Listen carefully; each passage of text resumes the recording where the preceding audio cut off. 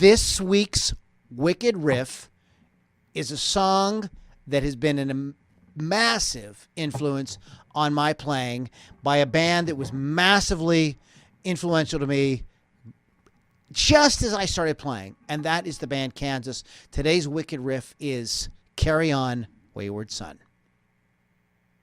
You're listening to the Ludini Rock and Roll Circus, changing rock history one podcast at a time.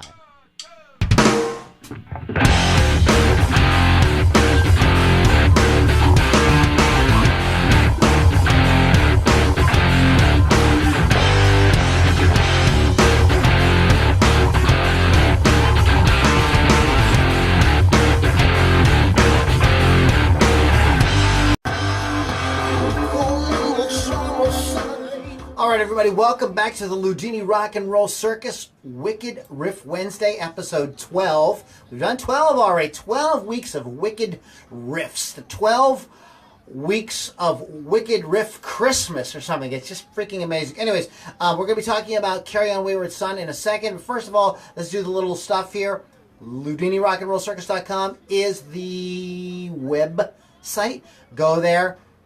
Check out the podcast, the ones you like. Please share them around on your social media channels. There's Instagram there, Twitter, Facebook, whatever ones you like. Just share them around. Let your friends know that you support great guitar-driven rock. This is how we get the word out. This is how we keep it alive. If you want to dig a little deeper, you would like to get into hanging out with me while I'm doing these things online, you want exclusive music, exclusive video, I encourage you to go to LouLombardiMusic.com/inner circle. That is my inner circle group. That's like the people that are closest to me, the more serious fans, the people that are real rock and rollers. And you can do that at LouLombardiMusic.com/inner circle. You get some instant downloads. There's some cool stuff there. You get access to my private group. So it's not just like a one-trick pony. There's a lot of cool stuff there. And that is LouLombardiMusic.com/inner circle. Okay, guys, let's get into it today. Today's Wicked Riff is Carry On Wayward Son.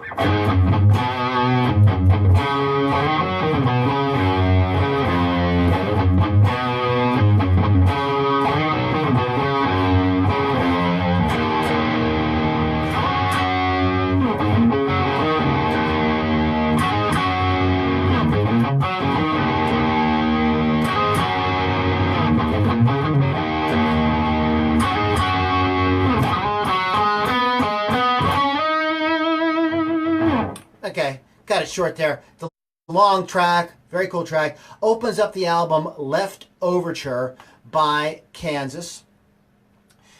Let's get a few song facts going here about the track. The album was supposed to be, the reason they called it Leftoverture is because it was bits and pieces of things that they had never put on an album before. So that was the idea. They were done working out the tracks. They were done with all that. They were in the sort of final stages of, putting the record together when Kerry Livgren walks in and says, I've got a song. Now, one of the reasons they were kind of doing this sort of leftovers kind of record was because the principal songwriter in the band, Steve Walsh, the singer, the guy who usually did most of the stuff, he was having a bad time of writer's block. So that was their way around it. They had done the album Mask before that, and it was kind of a dud. They hadn't really broken big on rock radio yet. Couple little things. Can I tell you one thing? A couple of songs were here and there, but they never really kind of broke big. So they're going to put this record together. The singer had with some leftover songs. Their singer's got writer's block, and their guitar player, keyboard player, Kerry Livgren, shows up with a track at the last minute and says, guys, I know we're done with the songs, picking out the songs, but you might want to listen to this. And he played them, Carry On Wayward Son. They absolutely freaking love it. They just knew. They're like, this is it. It's just so catchy. It starts out with this killer acapella thing in the beginning. Acapella thing in the beginning. They just had a really good feeling that this was going to be it. Everybody liked it. Their management liked it. Everybody liked it. And it broke the band really, really big. I believe that the album, and it was like, I believe that the song went to number 11 on the Billboard charts. The album's gone platinum many times. And it has become, in the annals of classic rock, become a classic album. It also really kind of broke them big onto rock radio. After that, they did albums like Point of No Return, Audio Visions. These records all got a lot of play. Vinyl Confessions all got a lot of play on rock radio. For about 6-7 years, Kansas was a really big band. They are a favorite band, by the way, of my hometown, Pittsburgh. That's one of the places where they sold out a lot. Played double shows and stuff like that. It was in Pittsburgh. So, a little piece of trivia there about my home area in Kansas. The lyrics. Some people know this. Some people do not know this. But the songwriter Kerry Livgren, guitar player, keyboardist for Kansas. The lyrics kind of have a little bit of a double meaning, and there's been some different discussions about what the lyrics mean. He now talks primarily about the lyrics having a sort of spiritual kind of meaning, a kind of not necessarily religious, but spiritual in the sense that it has this idea of seeking and finding and digging into something bigger and higher than yourself. And the song is kind of thought of as a little bit of continuation or a sequel to the song The Pinnacle, which is on their previous album. It's similar kind of ideas.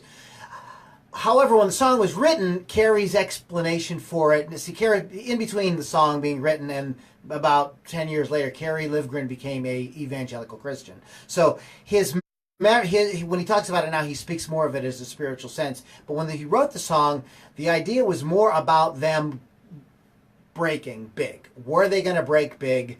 And this idea that they just needed to keep going. If we just worked at it, we worked really freaking hard, buried ourselves into this work, we could bust out a really badass song, a badass album, and really break big. So that was the sort of original idea of the song. Later on, it had more of a spiritual interpretation. Okay, speaking of spiritual interpretations and Kerry Livgren's conversion, if you will, to evangelical Christianity. I believe, I could have the year quite wrong. I may have the year a little bit wrong, but I believe in about the early 1980s. I'm going to say 1982 and 1983, somewhere around there. Kerry Livgren released a solo album called Seeds of Change, which was kind of out of print and hard to find for a long time. You can find it now. It is on Spotify. I just checked. It is a Christian rock album, admittedly, and if you can deal with some of that, I think it's a really good record, just in and of itself. And if you can kind of deal with those kind of lyrics, I think you would really like it.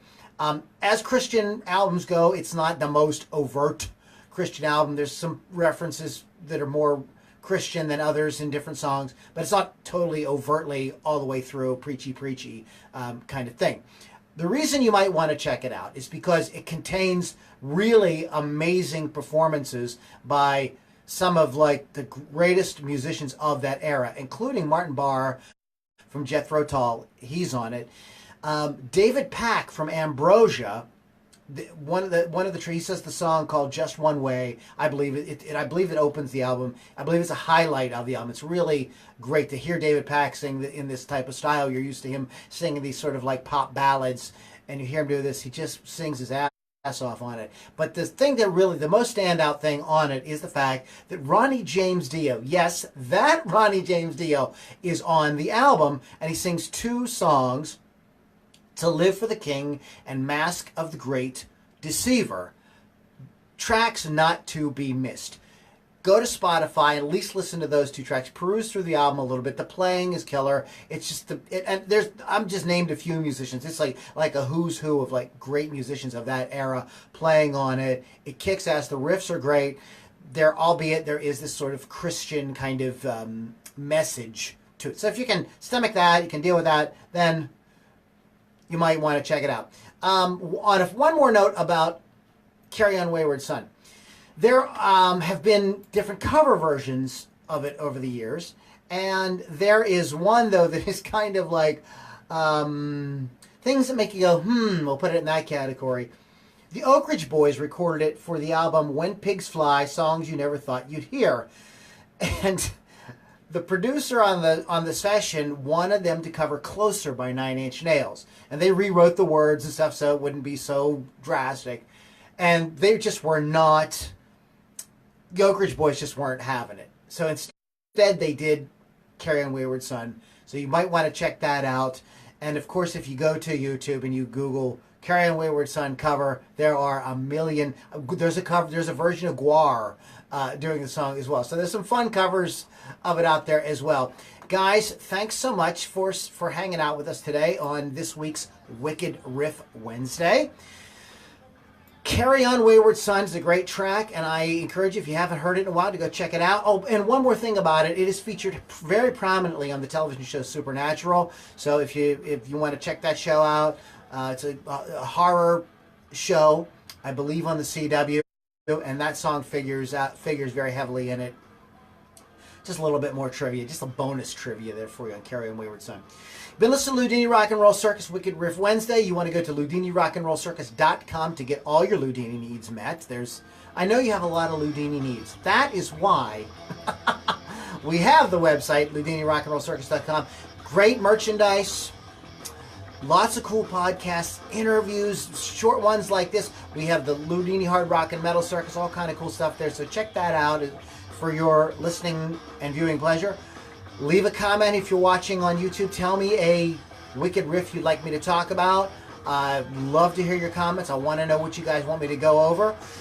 And, oh yeah, Inner Circle. You want to get behind the scenes? You want to know a little bit more about what happens, because I discuss things before and after this show that you guys don't get to see unless you're part of that. Also, there's exclusive music and exclusive video. You can go to LouLombardiMusic.com/Inner Circle for all that stuff. Guys, let me know. What are some of your favorite Wicked riffs? And I will demonstrate them and talk about them on the show. And just hit me up, leave me a comment, hit me up on social media. You can email me directly at lou@LouLombardiMusic.com as well. Guys, thanks so much for hanging out. And I'll catch you guys all on the next Loudini Rock and Roll Circus.